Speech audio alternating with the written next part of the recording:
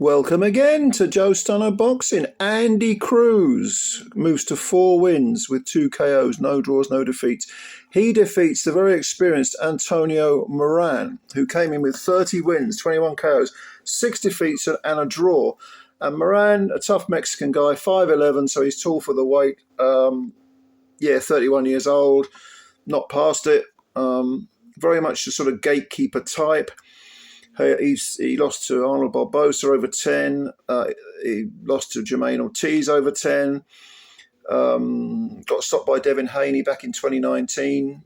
Stopped in 7.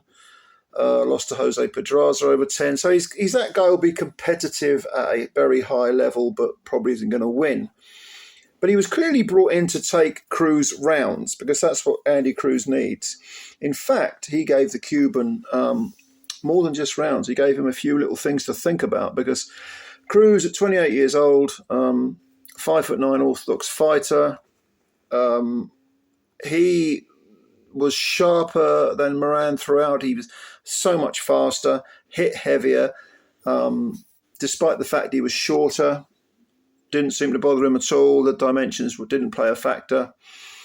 And he just boxed really sharply and beautifully against a guy in Moran who came with a lot of ambition. Moran was moving forward. He was trying to put it on Cruz. He was trying to, maybe punch between Cruz's offense. And the guy had ambition. The guy came to win. He definitely did. Cruz, beautiful footwork, head and the hands perfectly in alignment. But even though he was, I think Sergio Mora, Sergio, the guy on the commentary, Sergio, what the hell was he? Former super welterweight champ. I can't remember his name. He made the point that Cruz, he does this thing called power boxing. I think it's a good phrase.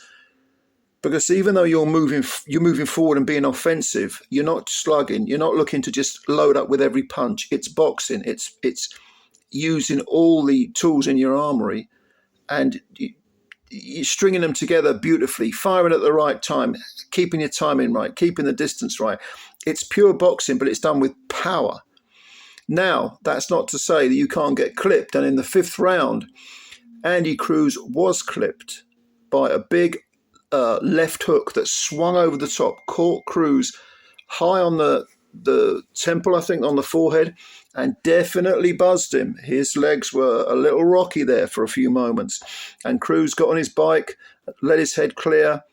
But Moran, Moran was in this fight. I mean, this was one of those fights where one guy was clearly winning the rounds, except that round. But it was competitive. The other guy was trying. He wasn't just shelling up and looking to kill the clock, In the 6th round, though, I mean, that little minor crisis seemed to get Cruz focused, get him back on his game, because he came out in the 6th round, and as his head was clear and he was clearly going into offensive mode more, almost like he was wanting to make a statement. Okay, you clipped me, but here I come. And he actually increased his speed and he increased his output, and he started to work the body very well as well. And Moran suddenly was on the back foot, which is not really where he wanted to be. He wanted to be up close and personal, and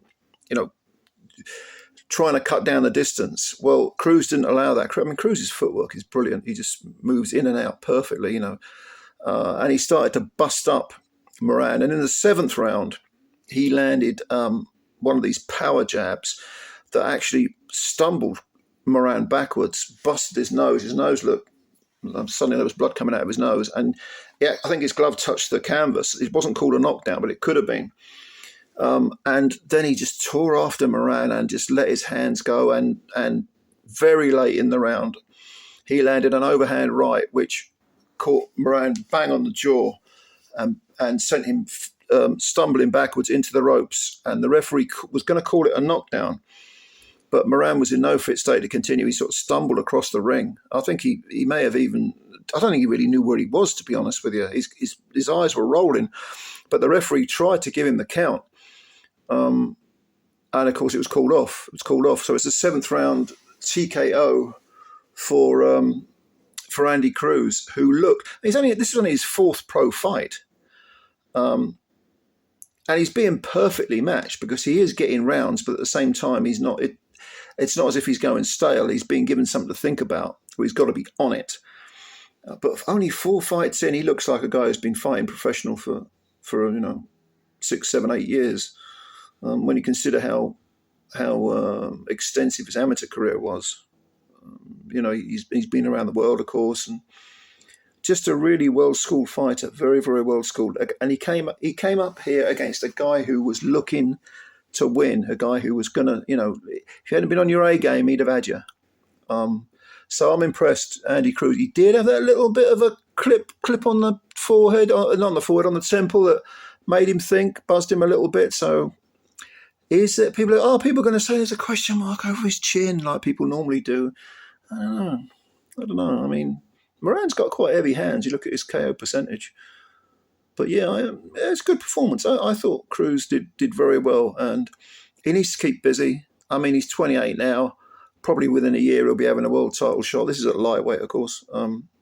But we'll see. We'll see. So what do you think of Cruz? Do you think he deserves the hype? He's up, mate. Is he living up to the hype? You tell me. And yeah, leave your comments below. I'd like to read them. I'd like to get your opinion. And of course, please subscribe to the channel if you know, and hit the like button if you like the video, and spread the word about Joe Stunner Boxing. I always appreciate your time and your comments and everything else, because without you, it's going to be a pretty boring channel, isn't it? I mean, it's just me yapping. Anyway, more boxing to come. Keep a lookout for more videos, and I will speak to you soon. Bye for now.